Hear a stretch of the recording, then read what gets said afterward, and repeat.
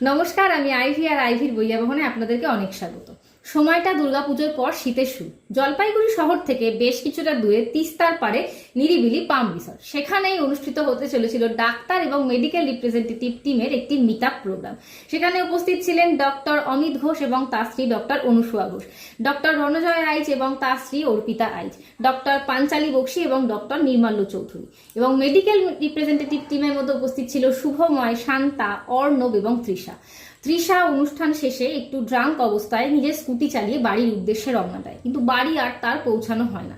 পরের দিন ভোরবেলায় রিসর্ট থেকে একটু দূরে ড্রেনের মধ্যে বস্তায় পেঁচানো অবস্থায় তৃষার মৃতদেহ উদ্ধার হয়। ময়নাতদন্তে জানতে পারা যায় তৃষার শরীর থেকে থাইরয়েড গ্ল্যান্ড, প্যানক্রিয়াটিস এবং কিডনি মিসিং। সেই রহস্যেরই জট খুলতে সেখানে হাজির হয় রেশমি বসু, বয়স 29, ডিএসপি অফ জলপাইগুড়ি। হিমিমিত্র রায়ের লেখা আরক্ত ভৈরব রেশমি বসু সিরিজের প্রথম বই। বুক ফার্ম থেকে প্রকাশিত হয়েছে। বইটার দাম করেছে 250 টাকা, পৃষ্ঠা সংখ্যা 164। হিমিমিত্র রায়ের লেখা এই রেশমি বসু সিরিজে রেশমি বসু কি পারলেন এই রহস্যের জট খুলতে? এই জট খুলতে গিয়ে ডাক্তারদের এক একজনের এক একটা কদর্যময় রূপ ফুটে উঠল।